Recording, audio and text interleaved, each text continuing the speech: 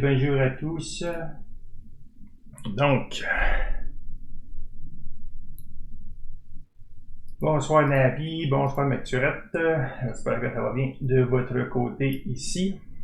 Donc, on va pouvoir commencer ça.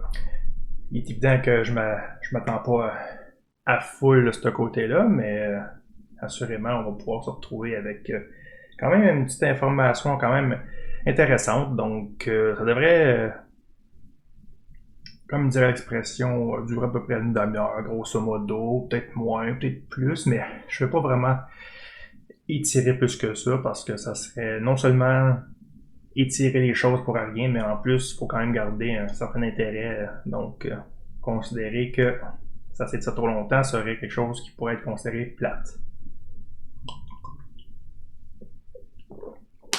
Donc,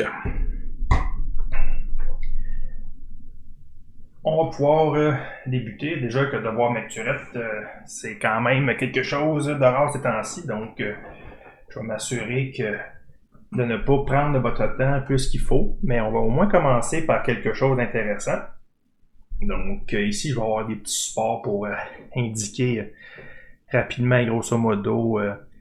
J'ai fait des recherches rapides aussi. C'est pas des recherches exhaustives avec 30 millions de sources et tout ça. Donc, on y va quand même dans quelque chose de léger. Et si j'avais à me tromper, parce qu'il y aurait un humaine, mais on irait quand même considérer éventuellement que je pourrais. Ah ouais. Mais tu sais, c'est quand même. C'est ça que je voulais que ce soit un petit peu différent. Puis en même temps, ça permet de faire et d'indiquer un peu plus. Puis tout ça, d'en apprendre un peu plus, puis de se coucher plus intelligent le soir, donc quand même intéressant. Bon, c'est parfait ça. Donc, on va pouvoir en fait commencer tout ça. Donc, on y va tout d'abord avec la présentation de base, à savoir ici, qu'est-ce qu'on va considérer dans la discussion et dans l'approche, c'est que beaucoup de mots en fait que maintenant les anglophones ou nous utilisons sont considérés comme d'origine anglaise, mais ce n'est pas le cas. Et ça, on va savoir ça un peu plus avec une petite introduction à un certain personnage. Guillaume le Conquérant. Donc, Guillaume le Conquérant, pour certains, dit oui, il a pris le trône anglais, mais quoi, qu'est-ce que ça fait dans la vie? Eh bien, ça en donne beaucoup plus à donner comme information pourquoi il y a autant de mots qui parfois sont ce qu'on appelle les faux amis, ou est-ce qu'on pense que ce sont des mots uniquement en anglais, mais c'est juste qu'ils ont été adoptés par le côté plus anglais que francophone, et on pense des fois que c'est une sorcière qui devrait être chassée, mais alors qu'il ne l'est pas. À l'inverse, il y en a d'autres qui, eux autres, sont clairement des anglicismes. Donc, il y a certains mots qu'on va être capable de décortiquer, et on va même se rendre compte que parfois, l'origine de certains mots peut être compliquée, mais pourtant, être utilisé, même surutilisé dans les langues. Donc, ça aussi, on va pouvoir regarder ça vite fait. Donc, aujourd'hui, on a à peu près 6 mots qu'on va vérifier. Donc, on s'entend que j'ai de la place en masse pour en rajouter d'autres au fur et à mesure. Il va y avoir aussi quand même beaucoup, il va y avoir du français d'Amérique, mais aussi beaucoup de québécois. Donc, à savoir justement, pas particulièrement dans cet épisode ici, mais dans les autres, parce que quand même, je viens du Québec, donc je peux pas, même si je m'en vais en voyage ailleurs, puis je suis au Québec, tu peux enlever le québécois du Québec, mais tu peux pas enlever le Québec du québécois. Donc, ça va aussi aller avec cette optique-là.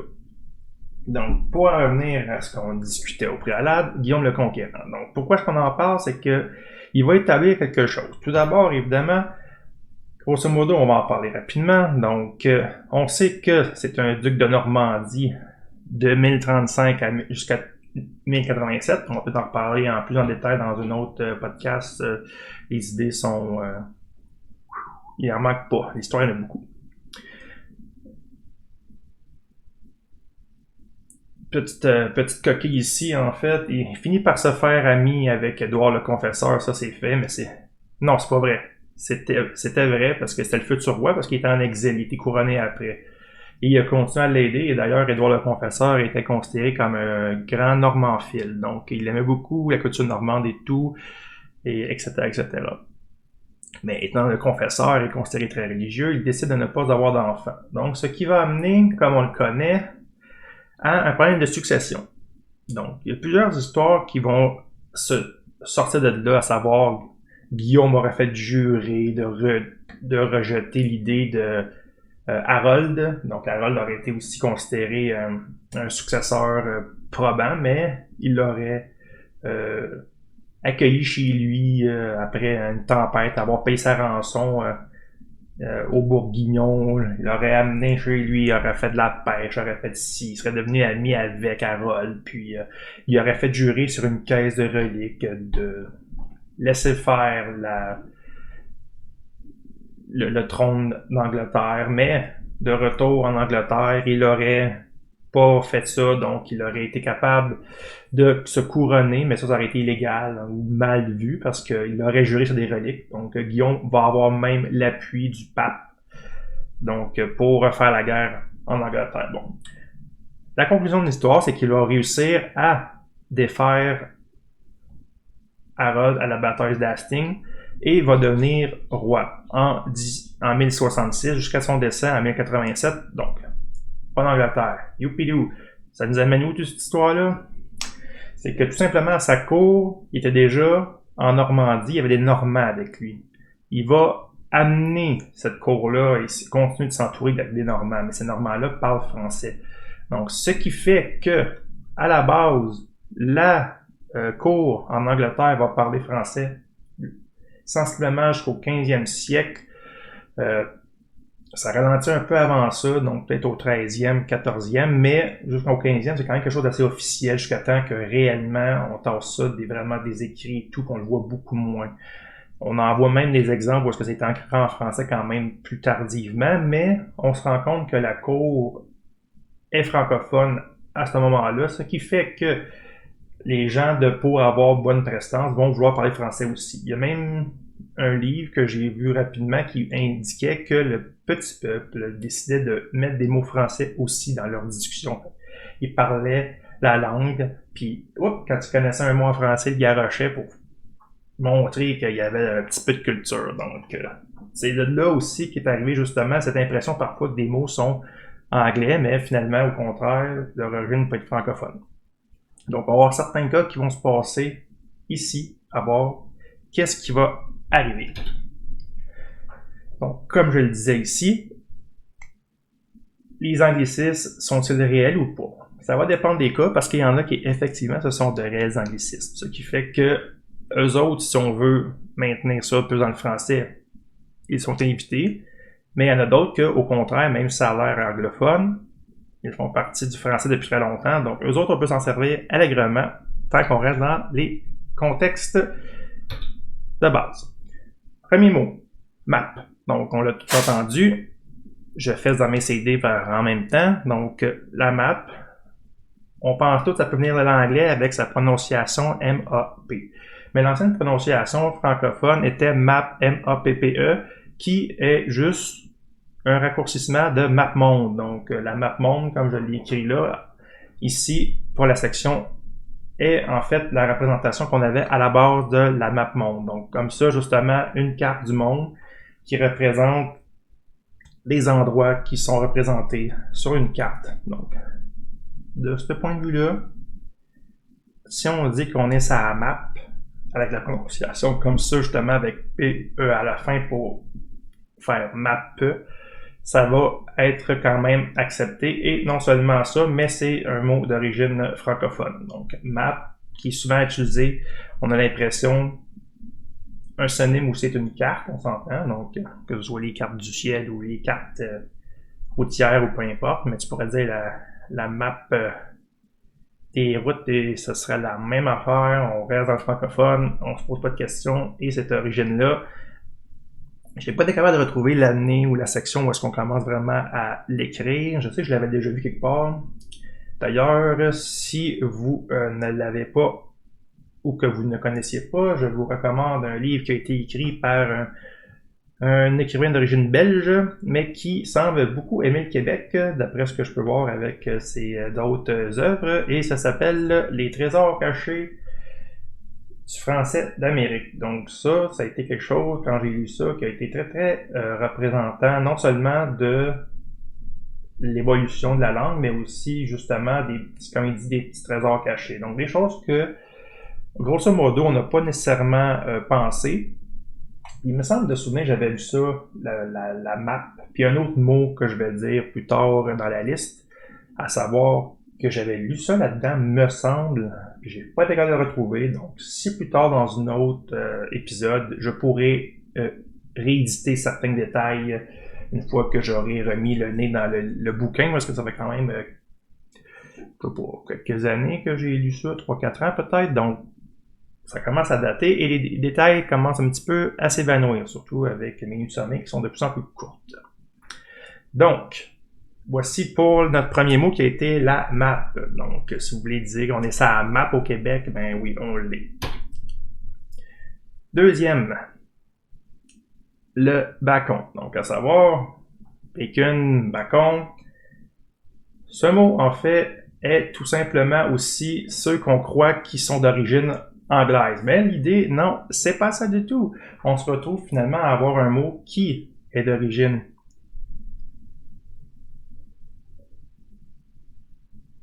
Ah non, en fait, je t'ai pas dit, c'est Hubert Mention. Mention? En tout cas, je pense que c'est ça au niveau de la prononciation. Je l'ai peut-être pas au complet, là, mais bref, le gars a écrit 2 autres œuvres, là, juste pour donner un exemple. C'est Européen Guide de survie des Européens à Montréal, de Chibougamau, puis Dernière liberté du livre de la sagesse cri et de Mesticini, Terre des cris. Tu vois, il y a beaucoup écrit dans la section.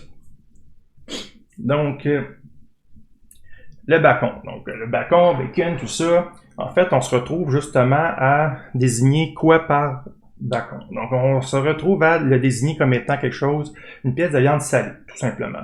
Donc, ça a d'autres prononciations, d'autres mots qu'on peut dire comme synonyme. Comme exemple, il y en a qui vont dire que c'est du lard, des choses comme ça. C'est galvaudé un peu, on s'entend, mais à la base, on reconnaît sensiblement, visuellement, c'est quoi du bacon. Donc, pourquoi je dis bacon? Justement, c'est pour l'expliquer. Ce n'est pas un mot d'origine anglaise, comme beaucoup pourraient le croire. C'est que il a été utilisé dans le courant, je crois, du 13e siècle en France. Donc, on a justement des preuves écrites de ça qui a déjà été écrit, mais ça a été réutilisé par les anglophones. Donc, comme on le rappelle avec Guillaume le Conquérant et tout, ça court, le peuple qui le parlait tranquillement un petit peu une fois de temps en temps, c'est resté. Ça a un peu perdu de vitesse en France comme mot, puis c'est revenu plus tard, mais sous la version utilisée bacon.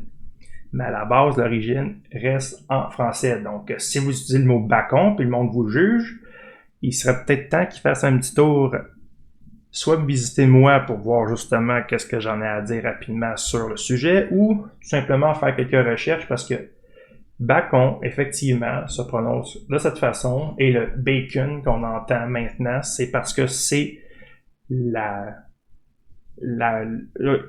moment où le mot repasse à la mode, mais qui revient du côté des Anglais. Donc, il part de la France, il est allé voir les Anglais, puis après ça, il est revenu. Donc, c'est pour ça que les gens ont tendance à croire, à faute, malheureusement, que, justement, bacon soit en anglais. C'est ça. Donc, effectivement, c'est général, comme on dit, une pièce de viande salée. C'est vraiment ça, en général. Puis après ça, la prononciation, l'utilisation, c'est souvent fait surtout pour le porc et ces petits lanières, justement, de viande. Donc, effectivement, c'est bien pertinent que tu amènes ça, Mecturette, parce que justement, on voit que ça reste quand même là un peu plus dans le sens général qui est utilisé en Belgique. Donc, on peut le voir ici, c'est quand même intéressant de ce côté-là. Donc, non seulement de l'évolution des mots, mais en plus justement de leur utilisation actuelle. Donc, qu'est-ce que c'était à l'origine et qu'est-ce que c'est maintenant?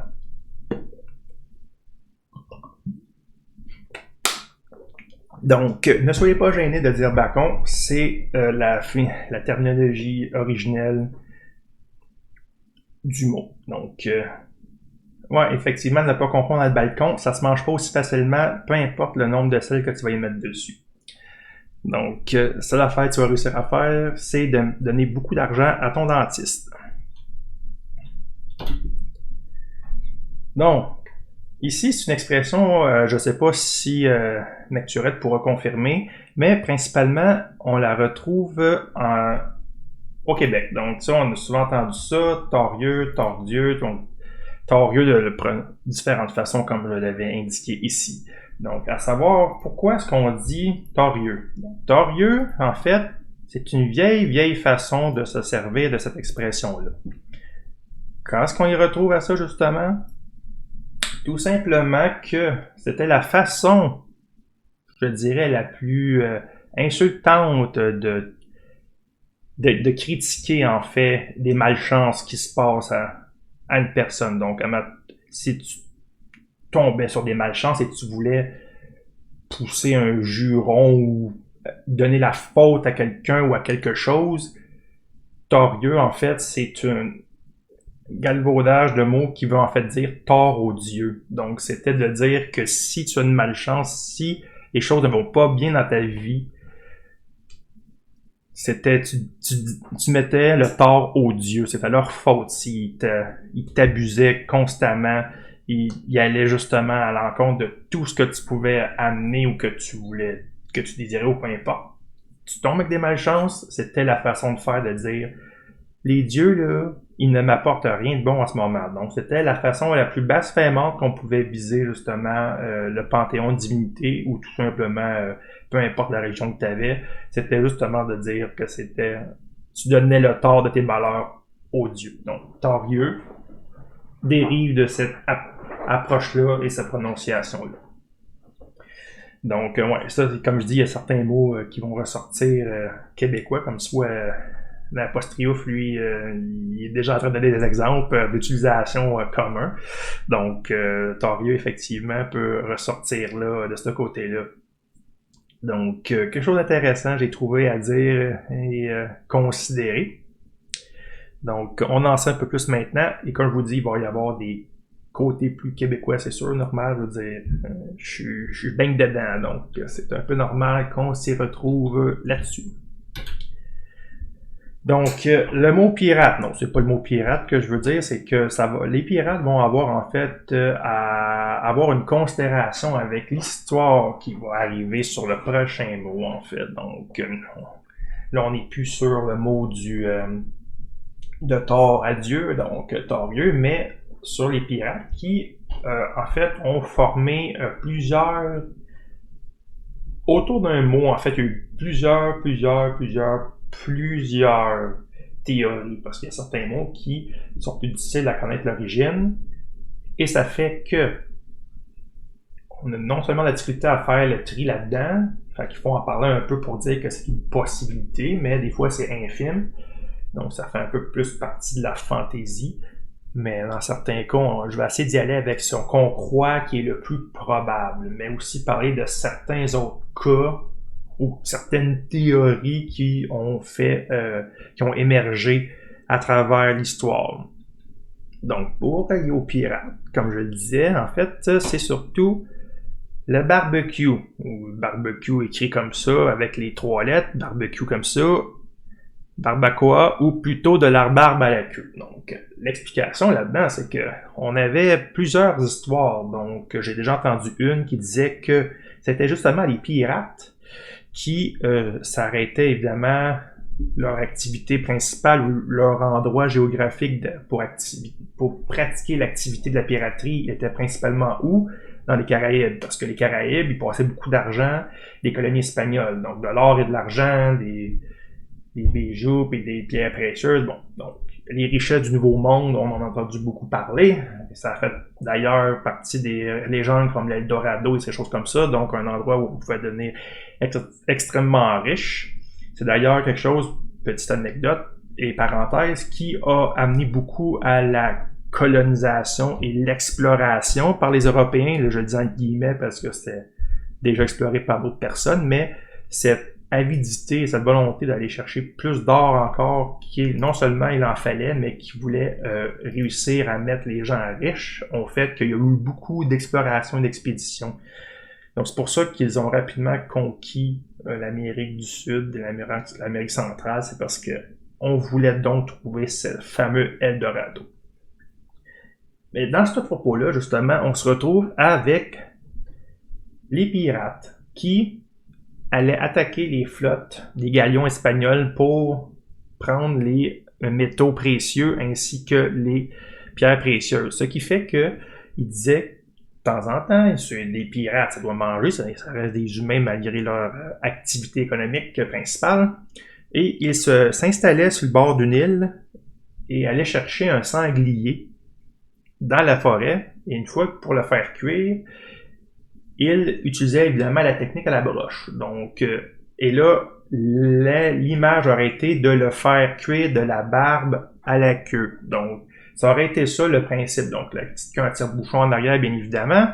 Pour certains qui auraient cru autre chose, je vous déconseille d'oublier cette image tout de suite parce que ça fait vraiment étrange. Mais pour le reste, on considère que ça serait justement cette idée-là de la barbe à la queue. D'ailleurs, la barbe à la queue, j'ai déjà entendu autrement que ça aurait été pour la chèvre aussi. Donc, comme vous voyez, l'origine du mot est un peu galvaudée. Mais ce qu'on considère l'origine réelle de ce mot-là serait en fait barbacoa. Et on croit que ça se rapprocherait plus au moment où Christophe Colomb est arrivé en Amérique pour la première fois, dans les Antilles, où il a vu en fait les Premières Nations cuire leur viande de cette façon. Donc, il se serait rendu compte que c'était efficace pour éviter les insectes, les animaux, ainsi que la fumée, mais de tenir à bonne distance pour être capable de cuire la nourriture. Donc, c'est là, théoriquement, que on semble aller le plus possible. Je pourrais pas te dire en termes de qui, mais ça serait Christophe Colomb et son équipage qui auraient vu ça pour la première fois en tant qu'avec des yeux européens. Donc, je pourrais pas te confirmer si c'est les Taïnos, mais ça serait ça qui semblerait être le plus plausible pour ce qu'on se rend compte sur l'utilisation de barbecue, ou barbecue, peu importe comment on le prononce. Et ça viendrait vraiment du mot barbacoa. Donc, ce serait ça qui aurait été utilisé et qui se serait évidemment changé de façon au niveau sonore et d'utilisation à travers le temps. Parce qu'on a la prononciation en anglais, on a la prononciation en français, etc., etc. Mais ça serait vraiment typiquement d'origine de l'Amérique. Donc là, j'allais dire typiquement américain, pas des États-Unis. Donc vraiment, je parle moi du continent. Donc ça serait ça, du moins ce que mes recherches ont semblé vouloir m'orienter sur l'origine du mot barbecue. Donc on a la considération justement que on peut l'utiliser comme on veut, et puis que c'est du nouveau monde. En somme, et fort probablement. Moi, ce qu'on a pour l'instant. Il y a d'autres histoires fantaisistes qui existent aussi par rapport à l'origine de ce mot-là. Ben justement, ça permet... Salut Peu, comment vas-tu?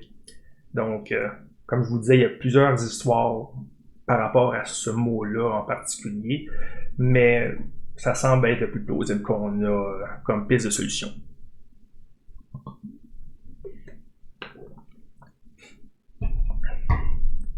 Donc là, on était rendu, on a fait map, on a fait... Oui, ça va bien. Donc, tranquillement, on navigue à travers les mots. Donc, pour ceux que tu as manqué, n'oublie pas, la diffusion va être disponible après. Puis, je vais aussi probablement mettre ça sur YouTube pour qu'au moins il soit disponible. J'ai plein de vidéos que je devrais mettre, peut-être des centaines, mais j'avais pas envie. Donc, c'est pour ça qu'ils sont pas toutes là, ils sont toutes dans mes brouillons, mais celle-là, je vais faire un effort pour l'amener parce qu'au moins, ça amène à quelque chose. Donc, c'est du contenu qui pourrait être appréciable pour d'autres plutôt que de essayer quand je joue à un jeu que c'est pas tout le monde s'intéresse. L'histoire, je crois, est un peu plus universelle dans son intérêt. Donc, c'est ça. On a fait map, on a fait bacon, on a fait torieux, et là, on a fait barbecue. Donc, il nous en reste encore 2 à visiter. Donc, plomberie. Donc, mot très, très utilisé parce que, justement, en rapport à, évidemment, dans l'utilisation de tous les jours. Donc, notre eau passe par la plomberie de façon officiel tout le temps. Non, mais ça, c'est une idée qui, depuis très longtemps, existe en fait. Donc, pour que l'eau soit acheminée, on va se retrouver au peuple qui probablement est un des plus grands acheminateurs d'eau potable dans des centres urbains, à savoir les Romains, donc la Rome antique. Donc, de là, justement, on peut se rappeler les grands aqueducs qui amenaient à acheminer de l'eau à Rome et d'autres grands lieux urbains comme ça pour pouvoir permettre à la population de boire, avec les grands bains publics, de l'alimenter, tout ça. Donc, très rapidement, ils se sont rendus compte que c'était important pour faire de grandes villes d'avoir de l'eau, pour être capable justement d'alimenter ces personnes-là. On n'a pas le choix, c'est une évidence, c'est un essentiel, parce que sinon, si t'as pas ça, ben, tu as beaucoup de problèmes. L'eau, c'est la base. La nourriture, tu peux t'en passer un certain moment, tant aussi longtemps que t'as de l'eau. Donc, tu peux pas faire plus que 3 jours. Et les Romains, justement, ont perfectionné cet art-là.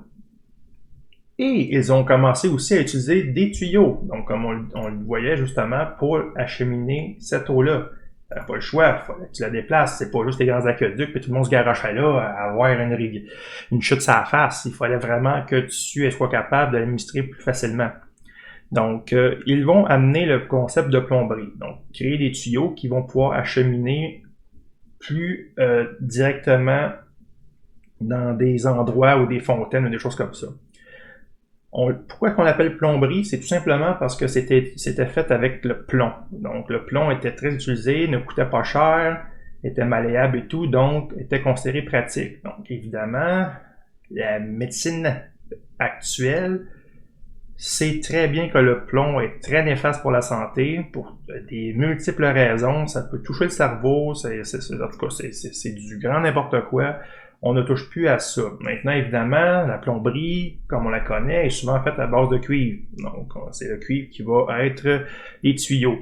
Mais l'origine de ce mot-là vient justement de la conception romaine, qui acheminait l'eau à travers ces centres urbains. Donc, c'est de là vient le mot plomberie, parce que tout simplement, leurs tuyaux étaient en plomb. Mais c'est d'ailleurs pas seulement les tuyaux qui étaient en plomb, il y avait les ustensiles, les assiettes, les verres, tout ça, donc c'est pas pour rien des fois qu'il y a eu des empereurs un petit peu spéciaux, on va dire ça comme ça, pour rester dans la politesse. Ouais, c'est ça, exact. C'est des anciens endroits où est-ce que ça a été construit. Effectivement, on est en train de les changer parce qu'il y a quand même, comme dit l'expression, un certain... comment je pourrais dire ça? Un certain danger à ça, parce que... Puis avant qu'on se rende compte que c'était dangereux, on s'en servait encore, parce que ça restait encore, comme je le disais, pas cher, pratique et rapide à faire. Donc là, au moins, tout ce qui c'est comme l'amiante aussi qui est dans les murs, on essaie toujours de le changer, même s'il y a encore des bâtiments qui ont ça à l'heure actuelle.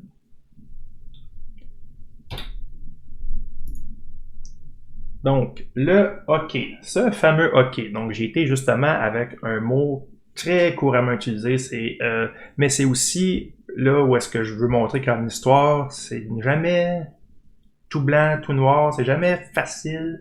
Il y a toujours des zones d'ombre, on n'a jamais aucune idée. On n'a jamais la certitude à 100% plutôt. La formulation est meilleure comme ça. On n'a jamais aucune idée. Jamais, jamais, jamais. C'est toujours à savoir d'où ça vient. Il y en a qui veulent faire croire que c'est plus quelque chose qui vient de leur côté. Il y en a d'autres que non. Ça, au niveau des prononciations puis des utilisations, là, on en a mer et monde. Donc, le moment, ce que je peux dire, par exemple, c'est le moment où on va voir ça devenir populaire, ou du moins être de plus en plus utilisé à travers les langues. À savoir ici, c'est que c'était pendant la Seconde Guerre mondiale, quand les troupes des États-Unis allaient faire des reconnaissances ou des opérations, peu importe qu'est-ce qui se passait, à chaque fois qu'ils revenaient, il y avait toujours les autres qui se renseignaient à savoir si ça avait bien été.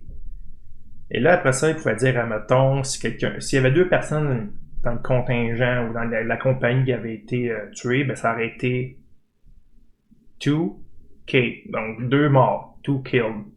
Mais s'il n'y en avait pas qui étaient tués, c'était 0K. Donc, 0 killed, 0 killed, 0 killed, ça finit par être raccourci à 0K, puis après ça, ça finissait par devenir OK, parce que s'il y avait personne de mort. Donc, on va considérer justement que c'était une utilisation pour dire que ça allait bien. Mais cette utilisation-là pour dire que ça va bien, ça se voit aussi dans d'autres secteurs, et non seulement ce secteur, mais aussi dans d'autres histoires qui veulent dire quelle origine aurait eu juste le mot OK pour dire que ça va bien. Donc, on en a justement des exemples. Je vais en parler de quelques-uns pour être certain que je ne m'étirerai pas sur le sujet Infiniam Aeternam, mais il y a plusieurs étymologies populaires de ce côté-là. Donc, à savoir justement ici, comme par exemple, j'en ai justement, quand je vous disais, ceux qui étaient considérés comme all correct, mais avec une version un peu démolie, si on veut, de l'anglais qui était plus avec un O. Mais il y en a une autre que j'avais trouvé assez intéressante. Il y en avait 2 ou 3. Il y en a une, ce serait qu'après les batailles navales, les marins britanniques avaient tendance à inscrire sur la coque des bateaux le nombre de tués. Mais encore là, comme je vous dis, le même principe qu'aux États-Unis quand c'est devenu une utilisation qui est devenue populaire par la suite. Donc, ça aurait été 3 cas, 3 kills sur leur cas, des choses comme ça, t'sais. Puis s'il n'y en avait pas, c'est 0 cas, mais comme on voit, c'est un peu une histoire qui ressemble à celle que je vous ai racontée comme ça. Puis, on a aussi le grec moderne qui se prononce une affaire comme olakala, qui veut dire tout bien. C'est tout simplement ça que ça veut dire. Ça serait justement utilisé pour les marins grecs, mais aussi pour celles sur les rails de chemin de fer. Donc aux États-Unis, quand il y a eu la grande utilisation justement du chemin de fer où est-ce qu'ils posaient des rails, il aurait utilisé cette expression-là aussi olakala, là, qui veut dire tout bien, ou pendant qu'il faisait les lignes. Donc ici, en fait, on termine avec un mot qui est considéré justement très très universel, très utilisé, probablement le plus utilisé au monde, mais dont l'origine est probablement une des plus contestées et une des plus nébuleuses qui n'existe pas justement sur la planète. Donc, la contradiction justement ici de ce système-là est quand même, je trouve, assez drôle et ironique. On se retrouve justement à avoir quelque chose qui est complètement nébuleux, mais pourtant est beaucoup utilisé, probablement le mot le plus utilisé. Donc ici, j'ai mis le OK dans le langage des signes. Donc, je crois aussi qu'il est utilisé en plongée, parce que ça veut dire OK, mais ça veut dire on monte. Donc, il y en a qui utilisent le pouce pour dire ça va bien, mais en plongée, c'est on monte. Puis ça veut dire c'est correct. Donc, le OK, justement, en langage des signes. Donc, ça, justement, on se retrouve avec un mot universellement utilisé, mais dont on n'a à peu près pas d'idée sur les origines, ou on en a très peu. Donc, on n'est pas capable de s'entendre, on sait pas d'où ça vient, mais on sait que c'est utilisé. Donc, je trouvais que c'était quand même intéressant d'y aller de ce côté-là. Parce que, comme je vois, il y a plusieurs façons. Tu sais, je vais en voir une autre qui aurait été dit, ce serait une transcription phonétique anglaise qui serait pour dire OK. C'est comme OK, le navire, là, A-U espace Q-U-A-I, mais qui aurait été prononcé en anglais. Donc, par rapport justement au Mississippi, donc, comme, il y a plein d'histoires par rapport à ce mot-là, puis je pense qu'on en verra certainement pas à la fin. D'ailleurs, mon objectif ici n'est pas de déclarer qui a raison, un vainqueur ou quelque chose, mais assurément, on se rend compte que, OK, même si on est certain de ce que ça veut dire, on sait pas d'où il vient, mais pas du tout. Donc, bien intéressant de ce côté-là. Donc, évidemment, comme tout podcast, je voulais pas étirer ça trop longtemps, fait j'ai mis juste 6 mots pour savoir l'origine de tout ça. Évidemment, il en reste une panoplie. Comme je vous dis, je peux aussi m'inspirer du petit livre que j'ai parlé tantôt avec les trésors cachés du français d'Amérique. Donc ça, il va en avoir quand même pas mal, à savoir aussi que il y en a certains autres, donc je peux assurément faire 2-3 épisodes là-dessus. Donc ça va être à continuer dans un prochain épisode. Je dois m'assurer de voir c'est quoi la fréquence des podcasts, parce que c'est bien beau tout ça, mais il faut avoir le temps quand même de faire un petit peu de recherche pour s'assurer que je ne dis pas du gros n'importe quoi et aller me discréditer complètement, parce que c'est évidemment pas l'intérêt. C'est juste de donner des petites idées comme ça de qu'est-ce qui s'est passé et tout. C'était aussi le premier épisode, donc le premier essai. Donc c'est sûr qu'il y a des choses qui sont à changer, mais j'ai toujours préféré avoir un petit support comme ça parce qu'au moins les gens pouvaient suivre et moi, ben, je pouvais aussi suivre et ne pas perdre le fil. Donc c'est sûr que si vous avez des commentaires, même suggestions, vous pouvez toujours les indiquer. Je verrai toujours si c'est pas seulement pertinent, mais possible dans mon cas, parce qu'on s'entend que comme tout le monde, on est tout occupé d'une certaine façon. J'aime bien ça, jaser un petit peu de ça, puis j'espère que ça va être le même cas pour vous autres. J'espère que cet épisode a été plaisant de votre côté aussi. Et que vous en avez appris un petit peu aujourd'hui. Donc, pour le reste, s'il y a pas, moi, je vais quand même prendre le temps s'il y a des questions que je peux répondre, je peux toujours essayer. Donc, si j'ai pas la réponse, évidemment, je vais prendre des pincettes et vous dire que je n'ai pas la réponse. Comme ça, je n'irai pas indiquer des conneries. Mais c'est ça. Ça serait pour ça ici. Il faut que je regarde aussi la séquence, à savoir est-ce que c'est bon à chaque samedi que je fasse un petit intermède ou tout simplement que j'aille chercher autre chose. Bref, c'est à savoir qu'est-ce qu'il y en est. Ouh! Fort l'histoire.